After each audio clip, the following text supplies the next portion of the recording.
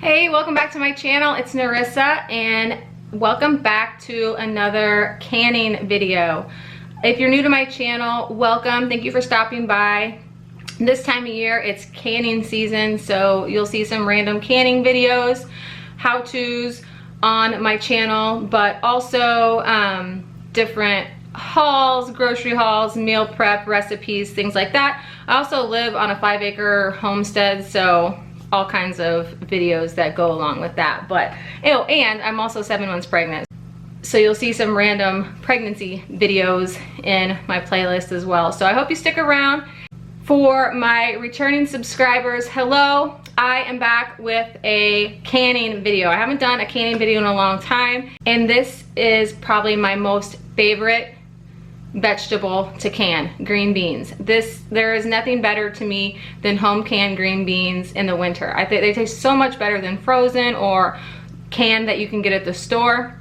Usually I get a giant garbage bag full and I can can like 14 or more, 21 quarts of green beans, but I didn't get that this year. I live in an area where green beans are one of the, I don't know, probably in the top 5 vegetables that are produced or that are farmed. And this year I tried to grow my own green beans and it didn't work out that great, but I still was able to harvest some. So I'm going to can some pints of green beans. Green beans you have to pressure can. You cannot water bath can green beans. They are a low acid food item, so they have to be pressure canned. The website that I use that has a lot of the most up-to-date information, it's free, anyone can access it. It's the National Center for Home Food Preservation by the USDA, I believe, and it gives all of the information that you need to know when water bath or pressure canning. You can also find a bunch of different canning books out there. So I have 4. I've accumulated 4 over time, and you can find these at the library too. One is the Amish Canning Cookbook. I really like this one for pie filling. This one's great. It also has other vegetables and things like that, canning recipes, but it's very simple, few ingredients. I really like this one.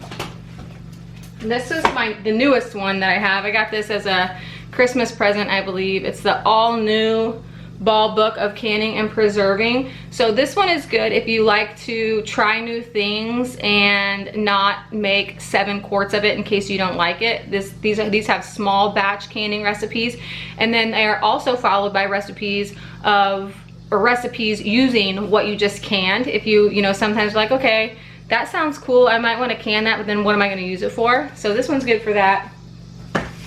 And then this one is over 500 recipes, the ultimate guide for creating your own signature foods. This one is a Ball Blue Book Guide to Preserving all kinds of stuff, all kinds of jams, jellies, different vegetable combinations, pickling, preserving, dehydrating, all kinds of stuff.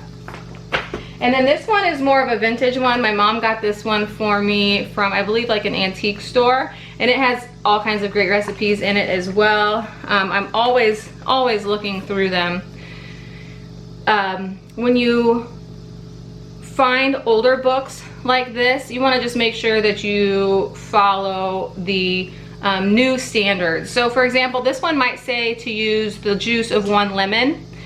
Don't do that. Use the same amount of bottled lemon juice. The bottled lemon juice has consistent acidity in pH, and that's what you need. That's like one of the most important things when canning. So you know, things like that to watch out for. But anyway, I'm gonna can up the green beans that I harvested from the garden. It's not too many, but I'm not letting them go to waste, and I want some green beans on the shelf. So let's get started. First of all, I want to get my sink super clean, and I'm using one of my favorite products, this Mrs. Meyer's Surface Scrub. It is in the lemon verbena scent, and I got this from Grove Collaborative along with this super cute little scrub brush that I am using. It's a lot like other powdered scrubs, but it's a little more mild, so you know, less harsh than some of those other brands. But I get this from Grove Collaborative as well as my other Mrs. Meyer's products. I don't have a Target near me So I have trouble finding them, and I also get other things from Grove Collaborative. So I'll leave my referral link below. Everyone gets a referral link. It's not anything special. If you sign up, you'll get one too. And if you sign up under my referral link, you'll get a free 5-piece Mrs. Meyer's gift set, as well as $10 off your first order. And then I get $10 off my next order too. So either way, if you do decide to sign up, make sure and use the referral code, because you'll get a lot of free product.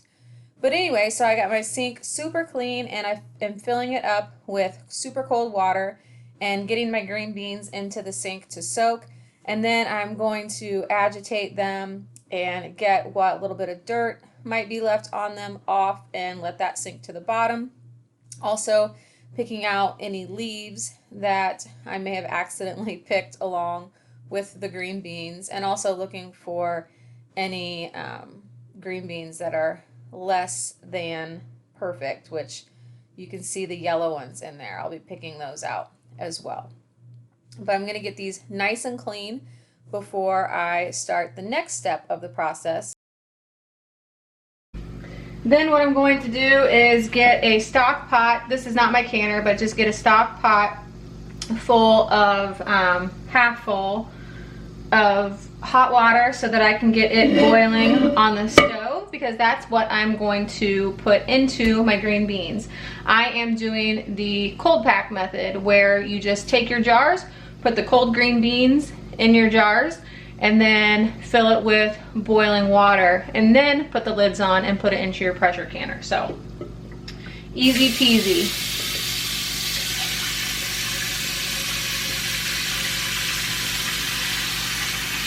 So this is my pressure canner behind me, and then this is my stock pot that I have some water, hot water coming up to a boil in.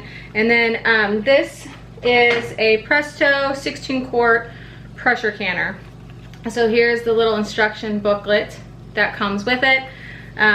It's really simple, so don't be intimidated by pressure canning. Trust me, if I can do it, anybody can do it, that's for sure. So my pressure canner here, I'm going to put 3 quarts of water in the bottom. That is what is going to boil and eventually create pressure to pressure cook and pressure can our green beans.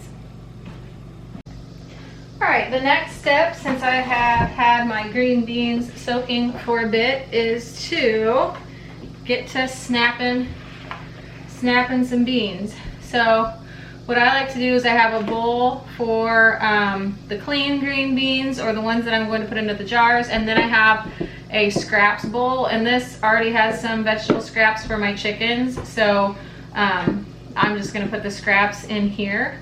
So 1-inch pieces is what I like, so I snap off the ends of each green bean, and then it's about 3, usually it's about 3 sections. So again, just the end, and then 1-inch pieces. So this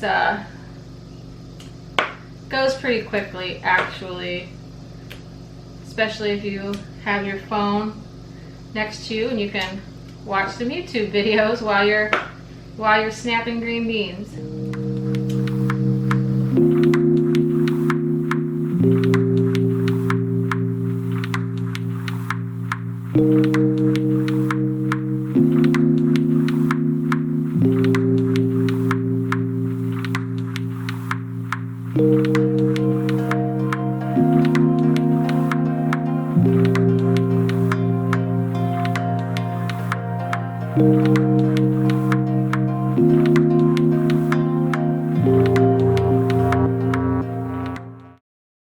Alright, so I have all of my green beans snapped here. There's not that many. I hope I have enough to fill up my canner. These small 13 quarts, 16 quart canners will hold 10 regular mouth pint jars. So now the next step is I take my clean jars here, and I'm just going to fill them up with green beans to 1-inch headspace. And then I will some pickling salt, which is optional. Last time I did not add any salt and I missed it, so I'm going to go ahead and add salt this time. It's a half a teaspoon per pint.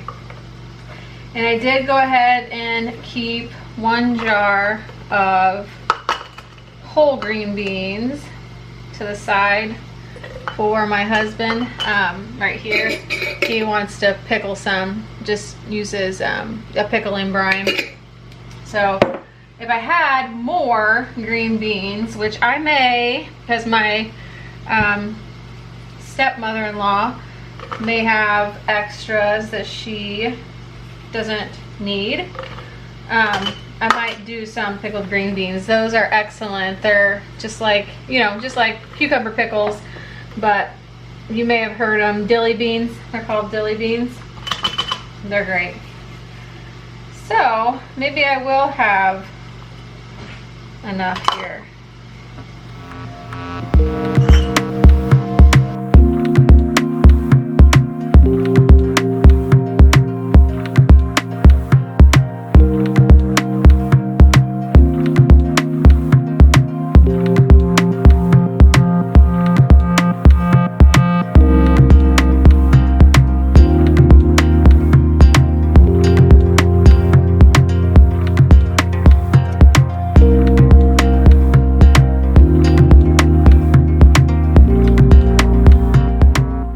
So now I'm just shaking down my jars really hard to get the green beans to sort of all fall in place down, and add some more green beans because I need to fill them up to a certain level, 1-inch headspace. So I'm going to fit as many as I can in each jar, but not going above that 1-inch line from the top. And then I am using canning or pickling salt specifically to put into the jars. I had not been putting salt into my vegetables the last couple of years, but with green beans specifically, I missed the salt, and I was adding the salt anyway. So I'm going to go ahead and add half a teaspoon per pint here. Then the next step is to cover your green beans with the boiling water that we had ready in our stock pot on the stove.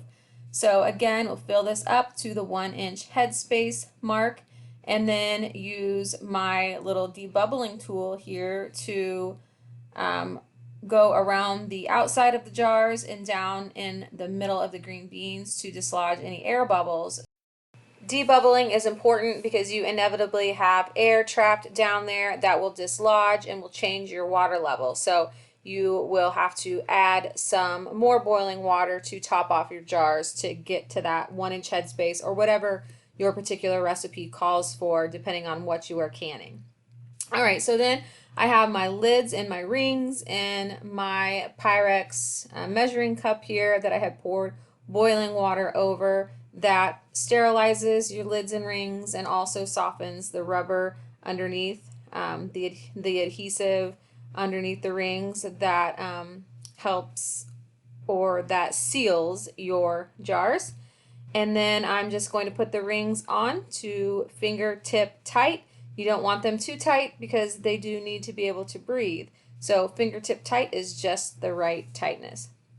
And then I'm going to transfer all of my jars using this other utensil that I got in a canning kit that I will try and link below, so you know what I'm talking about if you are interested. It comes with everything. Once my canner is loaded, I'm going to get the lid on and turn the heat up, and then I watch the vent here and watch for a steady stream of steam to come out of the vent. As soon as that happens, I will time it for 10 minutes, let it vent for 10 minutes, and then I put that pressure regulator on the vent, which allows your canner to pressurize. Now at this point, you don't want to leave your kitchen because you're going to be watching your pressure gauge. For my elevation, I need to let my canner come up to 11 pounds of pressure. As soon as that happens, I start my timer for 20 minutes for green beans in pints. And then as soon as my timer counts down, I will shut my stove off and just let the canner sit until it completely depressurizes naturally on its own. Yum, it smells like green beans. Some of them are already sealing, so Now we basically just gently and carefully take them out of, oh, that one didn't. All right, that's okay. That one lost all of its liquid. So we may have lost one. So straight up and out.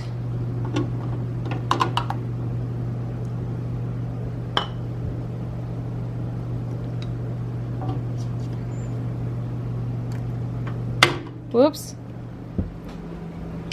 All right, so here, oh, you can hear them sealing, a couple of them anyway. So very excited. That will give me 9 pints, 10 pints. Well, 9 pints because one, I must not have, I don't know what I did. I don't know what I did with the one. That happens. It is science.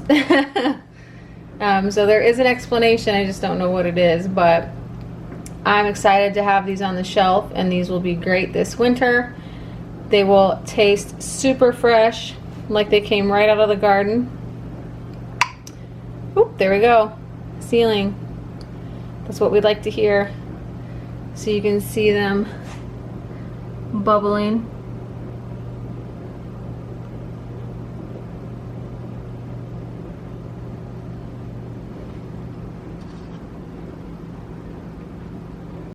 So that's it. That is my green bean canning video. Again, do your own research and interpret the directions in your own way for yourself. This is how I do it, and I'm so excited to have these on the shelf for the winter. Give me a thumbs up if you like these types of videos, and if not, give me a thumbs down. That's fine too. That lets me know that you would rather not see these types of videos, and hopefully I will see you in the next one. Bye!